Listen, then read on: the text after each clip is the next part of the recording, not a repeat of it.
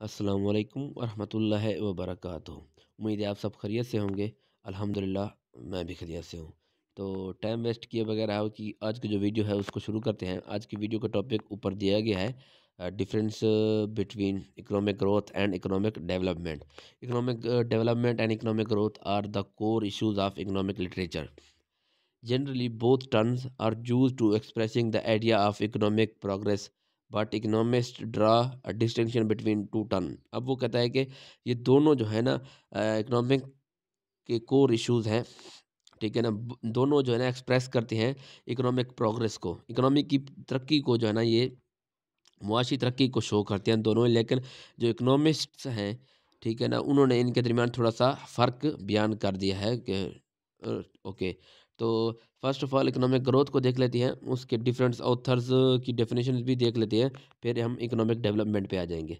Economic growth is quantitative term if there is an increase in countries macroeconomics variables such as output, national income, per capita income, consumption, saving, investment, etc., then such phenomena called economic growth। अब ये इसकी general सी definition हो गई। अब different authors ने इसको किसी तरह डिफाइन किया है सिंपल सिंपल वे में, तो वो हम आपको बताते हैं।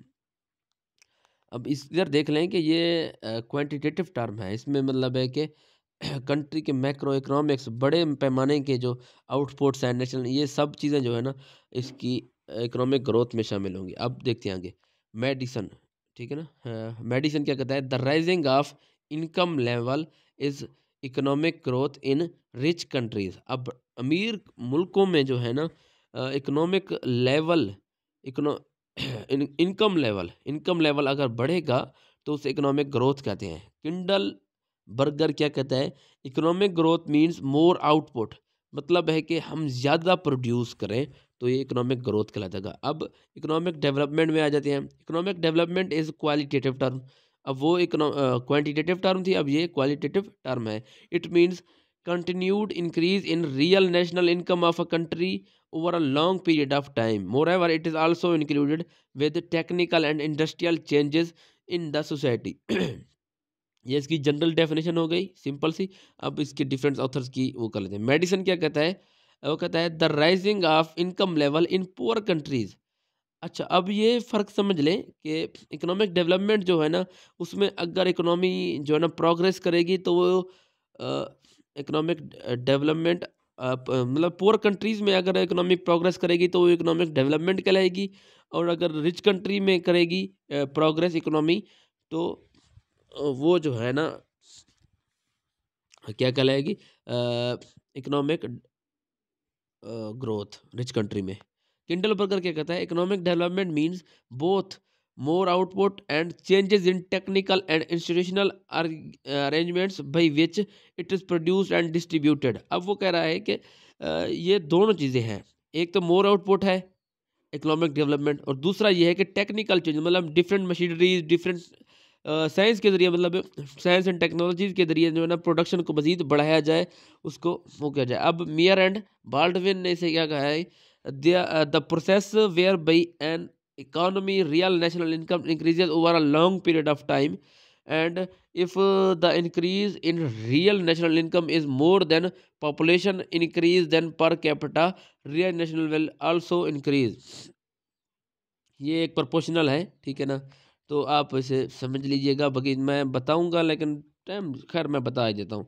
अब वो कहता है कि रियल नेशनल इनकम अगर पॉपुलेशन इंक्रीज से बढ़ जाए तो जो है ना नेशनल इनकम भी बढ़ेगी। ठीक है, अब ये थोड़ा सा समझ लें, economic development is equal to economic growth plus structural changes. ठीक है ना, इकोनॉमिक ग्रोथ तो मतलब है कि प्रोग्रेस, इकोनॉमिक डेवलपमेंट में स्ट्रक्चरल चेंजेस भी मतलब है कि जैसे कि हमने ये कहा कि टेक्निकल एंड इंस्टीट्यूशनल अरेंजमेंट्स, ये जैसे किंडल बर्गर ने कहा, तो ये चीज़ लाजिम है। ठीक है ना, ये एमसीक्यूज आ सकती है आपकी। तो economic development is equal to economic growth plus structural changes. अब स्ट्रक्चरल चेंजेस क्या है वो आप देख लें।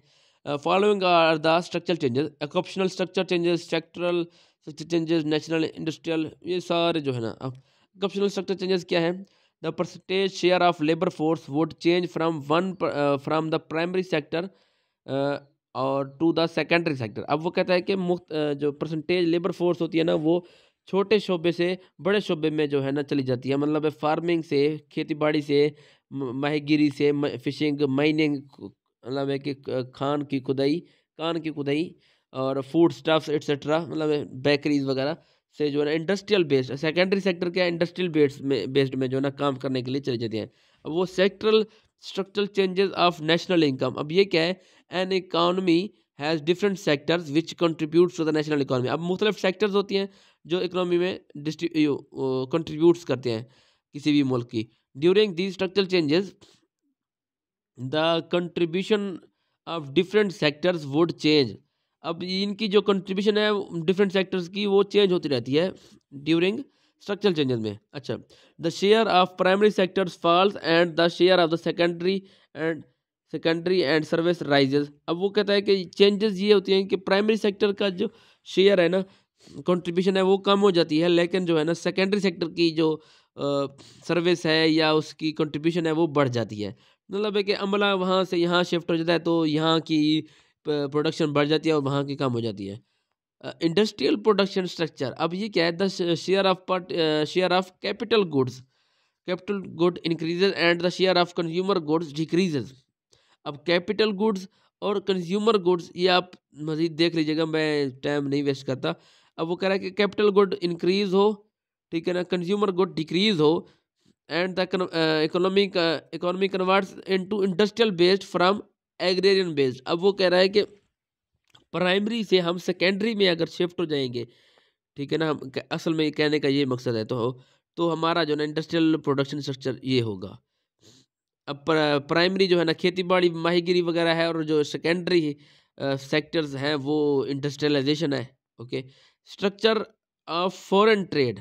अब ये क्या है, the structure and pattern of foreign trade alter in this process. The share of primary goods, fruit, vegetable, fish वगैरह वगैरह in export decreases, and share of manufacture capital, building, machinery and tools in export increases. अब वो कह रहा है कि जो छोटे पैमाने के जो प्रोडक्शन है वो कम करके, उनकी एक्सपोर्ट कम करके जो है ना बड़े पैमाने की जो मशीनरीज हैं, बिल्डिंग्स हैं, टूल्स हैं, तो उनकी एक्सपोर्ट बढ़ाने को जो है ना structural changes for foreign trade कहते हैं। While the share of consumer goods यहाँ देख लें, फूड, अप्लाइंसेज, क्लॉथिंग, ऑटोमोबाइल, ये हो गई, इन इम्पोर्ट्स डिक्रीजेज। अब वो कहता है कि कंज्यूमर गुड की जो इम्पोर्ट है वो हम कम कर दें, and share of raw material in imports increase. अब हम जो है ना मशीनरीज, टूल्स बनाने के लिए रॉ मटेरियल जो ज़रूरत होता है उसकी इंपोर्ट ज़्यादा करें, ताकि हम वो माल, रॉ मटेरियल, खाम माल सस्ता लेकर उसको एक शक्ल में ढाल कर एक चीज़ बनाकर महंगे दाम में बेचे, जिससे हमारी इकोनॉमी डेवलप होगी और उसमें फ़ायदा होगा। अब टेक्नोलॉजिकल प्रोग्रेस, ये मैंने आपको पहले ही बता दिया कि technical revolution takes place in every sector of economy. मतलब पहले हक इकोनॉमी के किसी भी सेक्टर में जो है ना टेक्नोलॉजी जो है ना बहुत ही अहम रोल अदा करती है। जैसा कि पहले हल जो है ना बैल के ज़रिए से चलाया जाता था, अब ट्रैक्टर्स आ गए हैं। पहले अमला जो है ना जो है ना कटाई करता था गंदम की, चावल की, सब की। अब मशीनरीज आ गया है जिससे कटाई जल्दी हो जाती है, ठीक है ना। इसमें भी साइंस मतलब बहुत अहम है। अब है social and institutional changes. The urbanisation process starts in economy. Urbanisation मतलब शहरी बनना, हर सोसाइटी में जो ना शहरीपन आ गया है। देहात भी हमारे आजकल देहात नहीं रहे, वहाँ हर चीज़ मुहैया हो गई है। People adopt modern method of thinking, producing and consuming. अब वो जदीद तरीके से मतलब है कोई चीज़ प्रोड्यूस कर रहे हैं, कंज्यूम कर रहे हैं। मतलब पहले जो है ना हमारी खेती बाड़ी को ही देख लें तो बहुत ही कम प्रोडक्शन होती थी, लेकिन खाद और हल के ज़रिए से जल्दी भी हो जाती है, और कटाई, बुराई वगैरह वगैरह, और हमारा जो है ना प्रोडक्शन भी बढ़ती है। अब यहाँ जो है ना basic difference between economic development and economic growth है। तो ये भी मैं आपको बताता चलूँ। Economic development is the rising income level in poor country. अब डेवलपमेंट जो है ना वो राइजिंग इनकम लेवल बढ़ना है पुअर कंट्रीज में और ये रिच कंट्री में। इकोनॉमिक ग्रोथ अप्रोच क्या है, economic development is a qualitative term, ठीक है ना। डेवलपमेंट क्वालिटेटिव टर्म है, ये क्वांटिटेटिव टर्म है। इट इज़ वेल्डर स्कोप, क्योंकि इसमें स्ट्रक्चरल चेंजेस भी आ जाते हैं इकोनॉमिक डेवलपमेंट में। और ये जो है ना नैरो जो है ना नैरो स्कोप है, because it is only concern with the rising of macro economic indicator बस। Various aspects it is related to with the production and distribution aspects, it is related only production aspects only. इसमें distribution भी आ जाती है, मतलब उसको कैसे मुख्तलिफ मार्केट्स में पहुंचाना है वगैरह वगैरह, इसमें नहीं है, सिर्फ प्रोडक्शन करना है बस। Measurement it can not be measured numerically, क्योंकि ये एक क्वालिटेटिव टर्म है, फिजिकली टर्म नहीं है ये, ठीक है ना। लेकिन जो ग्रोथ है वो जो है ना क्वालिटेटिव टर्म है, it can be measured. Nature in economy literature, it is core issue under modern economic literature, it is core issue under traditional economic literature, ठीक है ना। Diverge from country to country, it is the issue of developing countries, it is issue of developed countries, okay. Institutional changes, it leads institutional changes, मतलब structural changes जो होते हैं, it does not lead institutional changes, क्योंकि इनमें तरक्कियाँ की होती है, ठीक है ना। Importance, it is more important because it talks about country in a wider sense, it is less important क्योंकि ये लोअर जो है ना only discuss the macroeconomic indicators। Time span, it is a long term process और ये short term process है। और welfare, it leads the economy to economic welfare, it ignores the welfare of people. Social revolution, economic application. तो आज की video ख़त्म होती है, मिलते हैं नेक्स्ट वीडियो में, उम्मीद है आपको अच्छी लगी होगी। तब तक के लिए अपना ख्याल रखिएगा, अल्लाह हाफिज़।